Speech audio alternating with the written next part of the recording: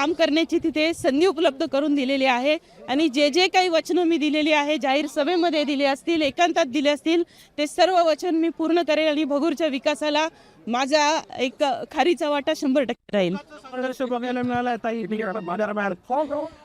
संघर्ष तर खूप आहे. संघर्षाची सवय बालपणापासून आहे, त्याच्यामुळे संघर्ष हा काही मोठा जरी असला तरी शेवटी विजय तेवढाच मोठा आहे. वडिलांचा उल्लेख झाला होता महायुतीमध्ये. महायुती म्हणून नक्कीच भारतीय जनता पक्ष असेल. आम्ही जे काही इथे उबाटासोबत शिवसेनेसोबत आम्ही जे काही अलायन्स केलेलं होतं, नक्की त्याचाही फायदा झालेला आहे.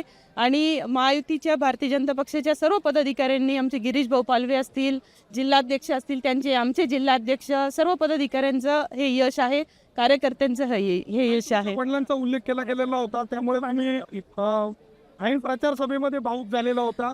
एका लेखीनं आज काय करून दाखवलं असं तुम्हाला वाटतं?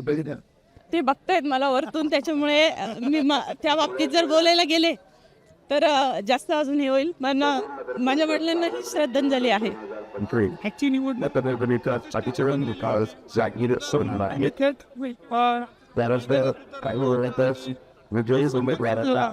तो किती महत्वाचा तुम्हाला? नक्कीच संघर्ष हा खूप मोठा होता, कारण समोरून 25-30 वर्षाची एक हाती सत्ता होती आणि जनतेला मी साथ घातली आणि मी आमदार असताना मला कामांपासून अडवलं गेलं. माझं तर कर्तव्य आहे ना. मला ज्या मतदारांनी भगूरमध्ये मतदान केलं आहे, मला विधानसभेला आमदार म्हणून मतदान केलेलं होतं, त्यांचीही कामं न करू देण्यासाठी जो काही अडसर होता त्याला मी लोकांना पदर पसरवलेला होता आणि भरभरून जोळी माझी भगूरकरांनी भरून दिली. त्यासाठी मनस्वी आभार व्यक्त करते.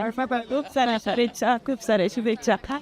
एक चांगलं काम त्या नक्की करतील आणि 2 महिला प्रामाणिकपणे भगूरकरांचा विकास करतील याची मला पूर्ण खात्री आहे. ताई मोठ्या बहिणीसारख्या पाठीशी उभं राहिल्या.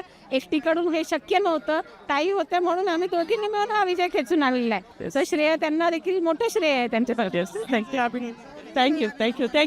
आणि पालवे साहेब पण वेळ दिला भाजपच्या वतीने.